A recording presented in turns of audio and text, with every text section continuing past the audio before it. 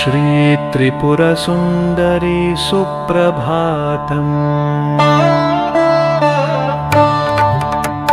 श्रीसेव्यपादकमले श्रितचन्द्रमौले श्रीचन्द्रशेखरयतीश्वर पूज्यमाने श्रीखण्डकन्दुककृत्स्वशिरोवतंसे श्रीमन्महात्रिपुरसुन्दरि सुप्रभातम्।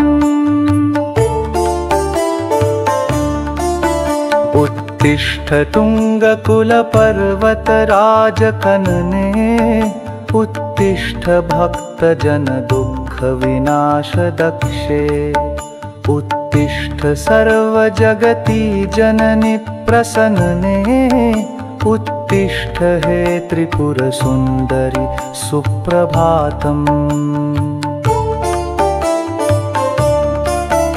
उत्तिष्ठ राजतगिरिद्विषतो रथा त्वम् उत्तिष्ठ रत्नखचितज्वलिताच्च पीठात् उत्तिष्ठ बन्धनसुखं परिधूय शम्भो उत्तिष्ठ विघ्निततिरस्करिणी विपात्या।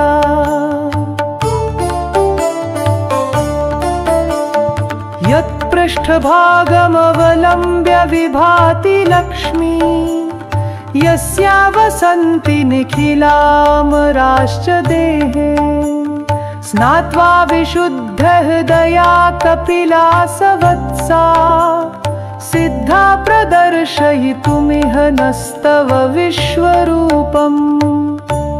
आकर्ण्यतेऽद्य मद्मत्त गजेन्द्रनादः त्वं बोध्यसे प्रतिदिनं मधुरेण येन भूपालरागमुखरा मुखवाद्यवीणा भेरीध्वनिश्च कुरुते भवतीं प्रबुद्धाम्।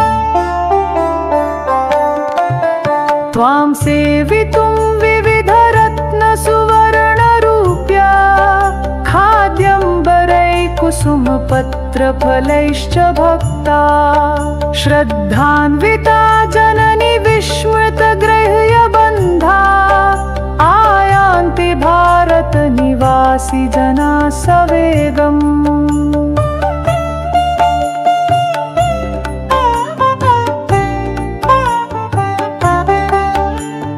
जीवा तव सुकृतिन श्रुतिरूपमातुः विप्रा प्रसन्नमनसो जपितार्कमन्त्रा श्रीसूक्तरुद्रचमकाद्यवधारणाय सिद्धा महेशदयिते तव सुप्रभातम्।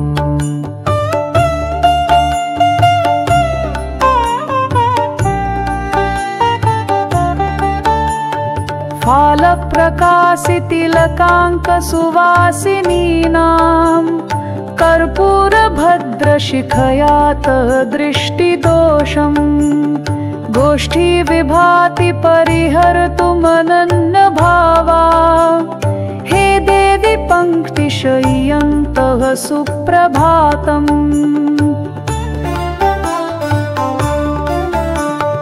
उग्रः सहस्रकिरणोऽपि करं समर्प्य त्वत्तेजसः पुरच्छेष विलज्जितः सन् रक्तस्तनावुदयमेत्यगपृष्ठलीन पद्मं त्वदास्य सहजं कुरुते प्रसन्नम्।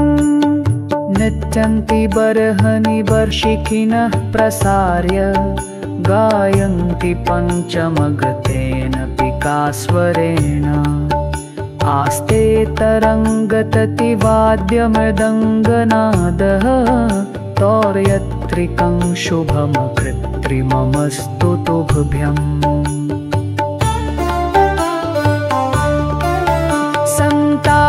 सन्तापपापहरणे दुरिदीक्षिताया सन्तापहारि शशिपापहरापगाभ्याम् कुत्रापि धूर्जटिजटा विपिने निलीनं छिन्नासरिक्षयमुपैति विधुश्च वक्रः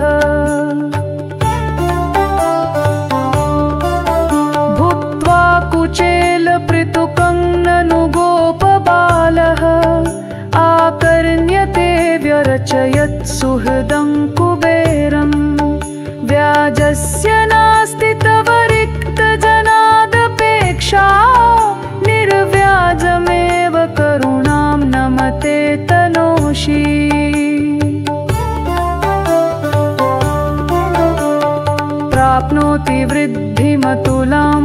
दृशः कटाक्षै द्वन्द्वि ध्रुवं क्षयमुपैति न चात्र शङ्का मित्रस्तहोषसि पदं परिसेव्य वृद्धर्चन्द्रस्तदीयमुखशत्रुतया विनष्टः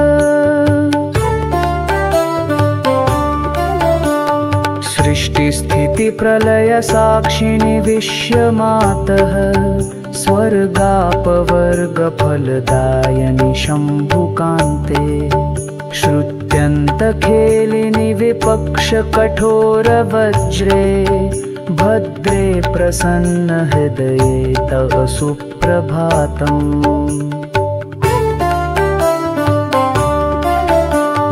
मातः स्वरूपमनिशं हृदि पश्यतान्ते को वा न सिद्ध्यति मनश्चिरकाङ्क्षितार्थः